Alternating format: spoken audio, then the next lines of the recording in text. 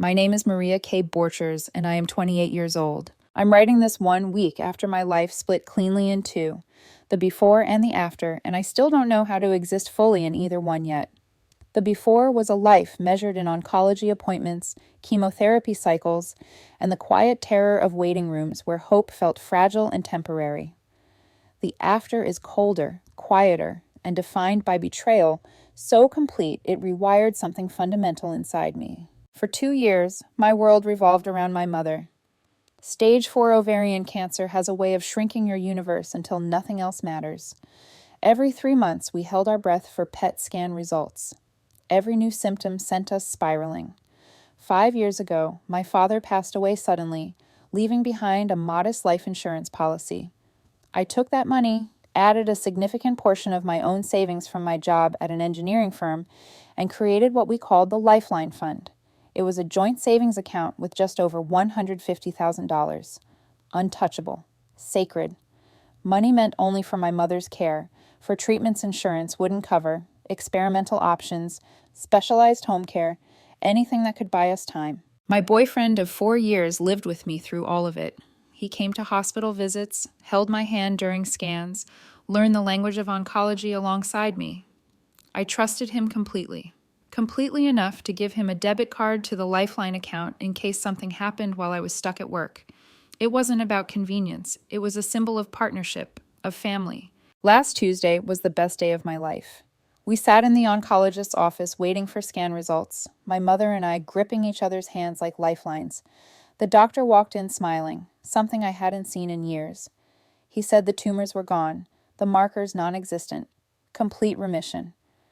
We both broke down, sobbing with a relief so overwhelming it physically hurt. Remission wasn't a cure, but it was a future, and the Lifeline Fund was now more important than ever, meant to carry us through the next 5 years of monitoring, maintenance drugs, and the constant fear of recurrence. I drove home floating, stopping for champagne and my mom's favorite pastries. I burst through the apartment door, ready to share the miracle.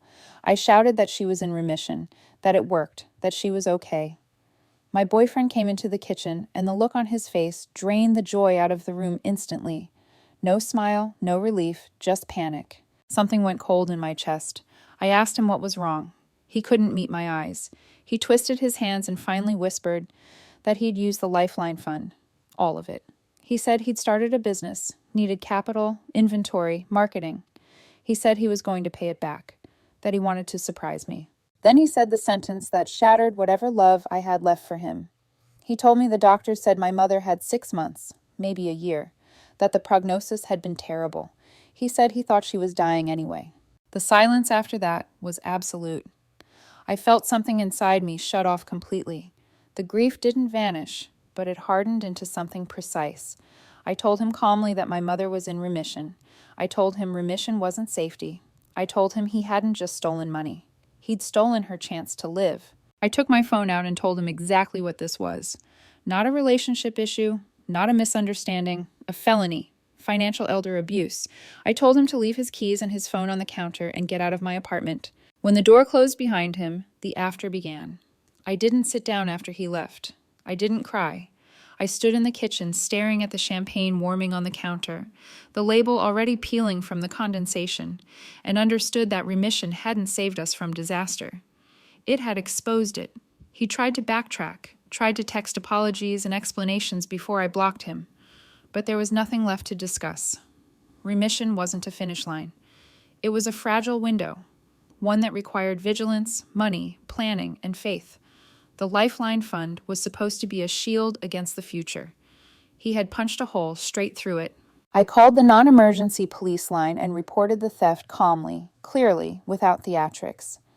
I gave them the account number, the estimated amount, the context. When the officers arrived, they listened, professional and measured, but I saw the flicker of disbelief when I explained what the money was for and why it existed. One of them gave me a card for a detective in financial crimes and told me to expect a call. Within hours, Adult Protective Services contacted me. My mother wasn't just a victim of theft. She was a protected adult under state law. The case was no longer personal. It was official. The next morning, Detective Miller called. His voice was tired, seasoned by too many versions of human cruelty. He asked me to pull every statement from the Lifeline Fund for the past year. I sat at my desk and opened the account history, bracing myself. What I found made my hands shake. He hadn't taken the money all at once. He'd drained it slowly, carefully, over 8 months. 10,000 here, 5,000 there, 15,000 for a marketing consultant. Each withdrawal lined up with a downturn in my mother's prognosis, as if her suffering had become a calendar for his spending. It wasn't desperation. It was planning. I found the business he'd built with it, a glossy online storefront selling generic products with aspirational copy and inflated prices. I found invoices, receipts, contracts, all sitting neatly in an email account we shared through a cloud service. I printed everything, organized it into a binder, labeled and dated. When I handed it to Detective Miller, he exhaled and said it was the kind of evidence prosecutors dream about. That sentence didn't make me feel better. It made me feel colder. Telling my mother was the hardest thing I've ever done. I waited until the afternoon light filled her living room, until she was settled with tea and a blanket, until I could speak without my voice breaking. I told her everything. I expected anger, tears, something explosive. Instead, she listened quietly, her face folding into a sadness that felt older than pain. She took my hand and said she wasn't sad about the money. We would find a way. She said she was sad for me and sad for him because anyone who could do something like that had an empty place inside them that money would never fill. Her grace erased any doubt I had.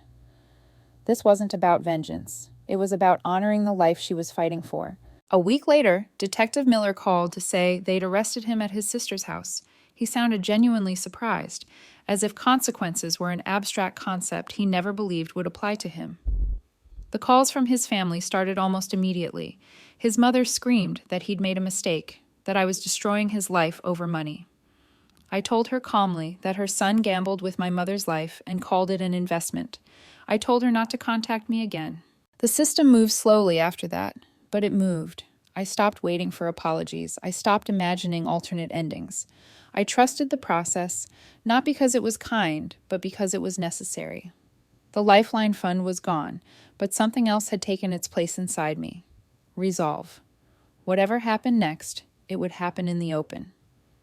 The district attorney's office filed charges 3 weeks later, 2 felonies, grand theft and financial elder abuse. The second one carried weight I hadn't fully understood until the prosecutor, a sharp woman with calm eyes, explained it to us in a quiet conference room. The victim wasn't me. It was my mother, a 65-year-old cancer patient, a protected adult. The law recognized exactly what my heart already knew. This wasn't a lover's dispute. It was exploitation. His defense tried to turn it into something smaller, a misunderstanding between partners, a business deal gone wrong. They claimed I'd agreed to invest, that the account was joint. That access implied permission. Miss Chen dismantled it methodically. She laid out our messages, where the purpose of the fund was stated again and again, always tied to my mother's care. She showed the withdrawals, the dates, the amounts. Then she showed the oncology reports. Prognosis worsens, new growth detected. And beside each one, another transfer, another invoice, another step in his business expansion. The room went quiet when the timeline went up on the screen. It wasn't just theft, it was a countdown. The trial lasted 3 days. My mother testified first. Watching her walk to the stand, still thin from treatment but steady, was unbearable and inspiring all at once. She spoke softly, without anger. She said he had been like a son to her. She said that money represented hope, not wealth, that it was meant to keep her alive long enough to watch her grandchildren grow. I saw jurors look away. When I testified, I stuck to facts. I repeated his words exactly as he'd said them. She was dying anyway. The phrase landed like a dropped plate. He took the stand after me. He tried to sound reasonable, ambitious, misunderstood. Under cross-examination, he couldn't explain the timing. He couldn't explain why the withdrawals accelerated when my mother's health declined. He cried, but the tears were for himself. The jury deliberated for less than 2 hours. Guilty on all counts. Sentencing came 2 weeks later. The judge looked at him with something like weary disbelief. He said he'd seen theft born of desperation and addiction, but this was different. He said exploiting a vulnerable person's hope crossed into moral depravity. He sentenced him to 10 years for financial elder abuse, 5 for grand theft, to be served concurrently. 10 years. There was no triumph when the gavel came down, just an ending. I walked out of the courtroom with my arm around my mother, the hallway echoing in that hollow way public buildings do when something final has happened. There was no celebration waiting outside, no release of tension the way movies pretend there is. Justice doesn't feel like victory. It feels like gravity reasserting itself after a long, unnatural pause. The sentence was 10 years. 10 years of concrete walls and locked doors. 10 years that weren't mine to give or take, just the consequence of choices he made while looking at a woman's suffering and seeing opportunity. The days that followed blurred into paperwork and exhaustion, restitution forms, victim statements, meetings with caseworkers who spoke gently and moved carefully, as if sound itself might crack something fragile. The boutique he built collapsed almost immediately.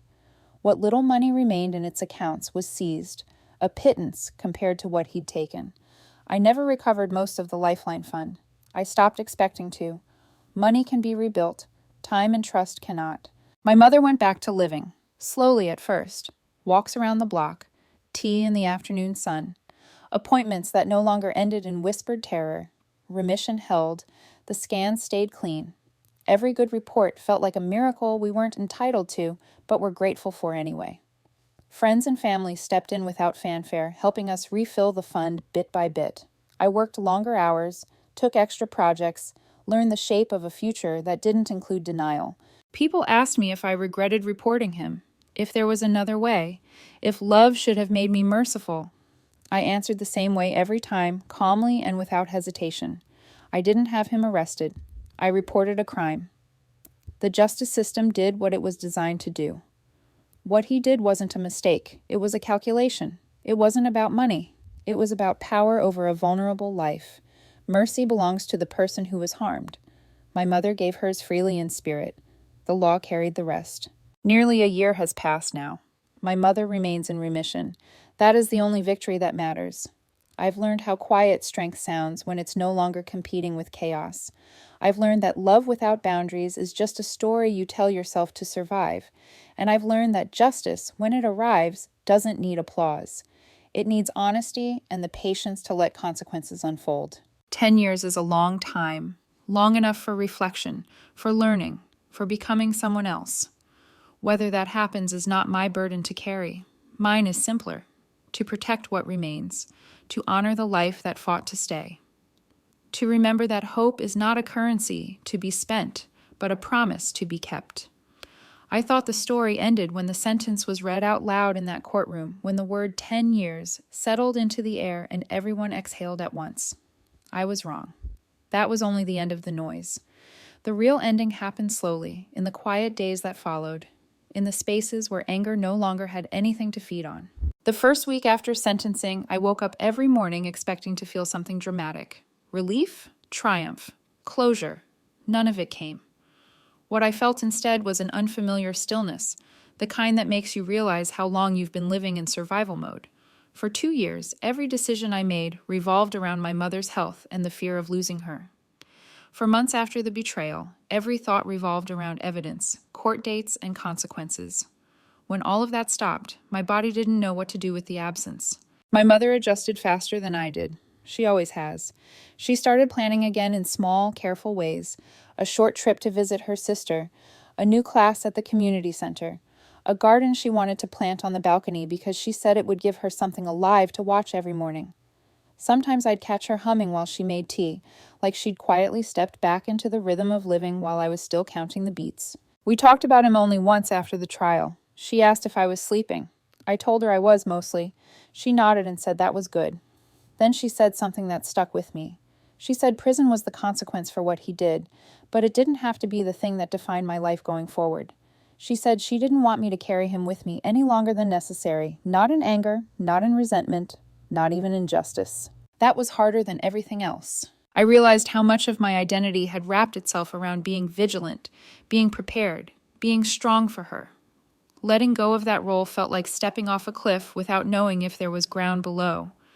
I started therapy a month later, not because I was broken, but because I needed somewhere to put everything I'd been holding. The therapist didn't ask me if I felt guilty. She asked me if I felt free. That question stayed with me for weeks before I could answer it honestly. Freedom didn't arrive all at once. It showed up in ordinary moments. The first time I laughed without immediately feeling bad about it. The first time I made a plan more than a month in advance.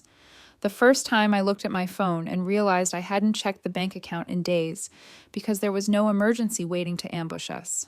The Lifeline Fund began to grow again, slowly, quietly, not to the number it once was, maybe never to that exact amount, but enough. Enough to breathe. Enough to know we wouldn't be blindsided. Friends contributed. Family helped. I added what I could. Every deposit felt different this time. Less frantic, more intentional. The fund stopped being a symbol of fear and became what it was always meant to be. A buffer, not a countdown. Sometimes people still ask about him. They ask where he is now.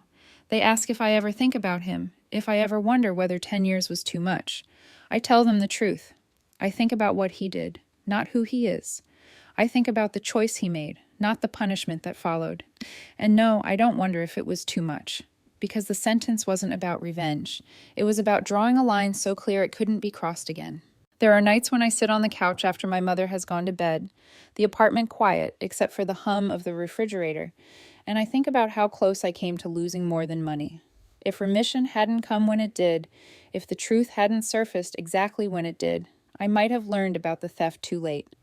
That thought still makes my chest tighten, but it also reminds me why I didn't hesitate, why I didn't negotiate, why I didn't soften what happened to make anyone else more comfortable. I didn't choose the aftermath, I chose my mother. And in doing that, I chose myself too, even if I didn't realize it at the time. A year later, when my mother and I sat together at her follow-up appointment, and the doctor smiled again, I felt something finally loosen inside me. Not relief this time, but trust. Trust in the fact that life could move forward without constant dread. Trust that justice, while imperfect, had done what it needed to do. Trust that love doesn't require you to sacrifice your boundaries to prove it's real. What remains now isn't bitterness. It's clarity. I know exactly what I will never tolerate again. I know the difference between support and exploitation, between partnership and permission. I know that hope is fragile, and anyone who treats it like expendable currency has no place near the people you love. 10 years is a long sentence, but it isn't mine. Mine is this life, still intact, still moving, still worth protecting.